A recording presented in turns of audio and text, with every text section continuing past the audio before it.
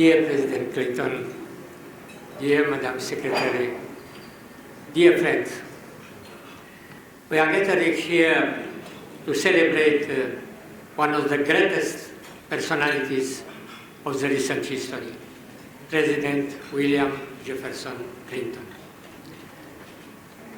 His character fortunately blends the qualities of an erudite intellectual forged in the elite academic milieu, Georgetown, Yale, Oxford, the qualities of the visionary leaders who spearheaded new concepts in international relations, such as partnership for peace or crimes against humanity. He embodies the qualities of a true statesman, capable of taking the right decision at the right time, even in crisis situations, as is exemplified by his eminent role in the Dayton Accords. But above all, he is a truly special individual who remained impervious to any potential lust for power that his important position would induce. A man who knows how to listen, how to understand others, and how to show sincere compassion for the victims of abuse, whoever they might be. His many speeches and books represent important documents for anyone trying to understand recent written history.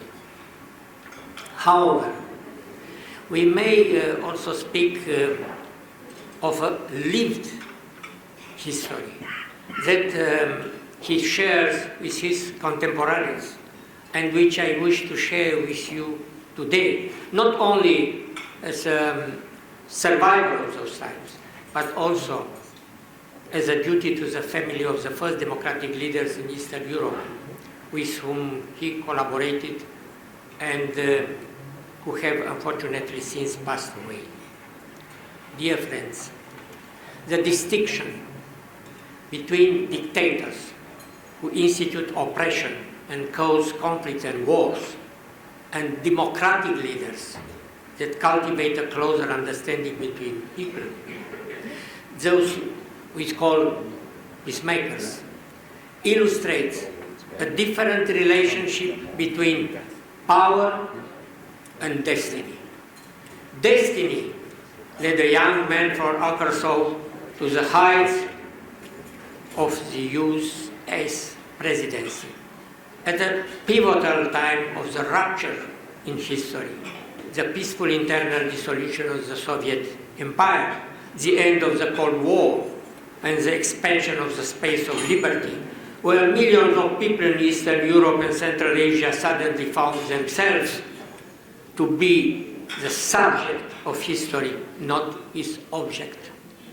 2 millennia after the Pax Romana of Augustus Caesar, a new Pax Americana was coming into force. In this now unipolar world, immense power was now under the control of the President of the United States. How would this young president manage it?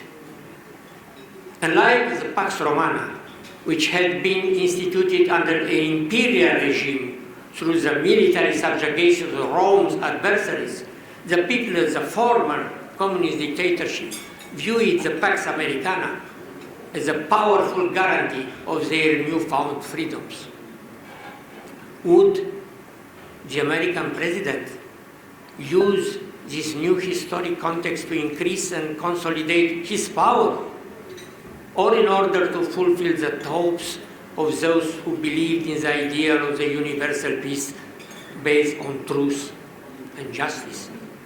For me, President Clinton's choice validated the hopes I myself had placed in him. In 1994, 3 years before my election as President of Romania, I had been invited to a prayer breakfast organized by the US Congress. In his address to those present, President Clinton has spoken with unexpected pureness of the soul, greater power that lies above, irrespective of the name given to it by mankind's various religious confessions.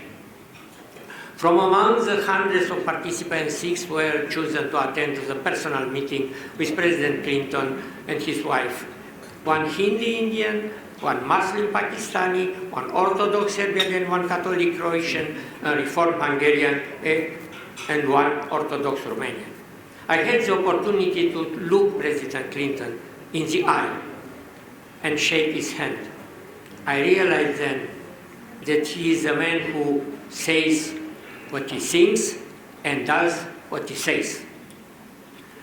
I relied upon his personal conscience and on this natural capacity to transfer it to the collective consciousness, but using the institutional resilience of strength of the superior type of societal organization the Western democratic civilization represent.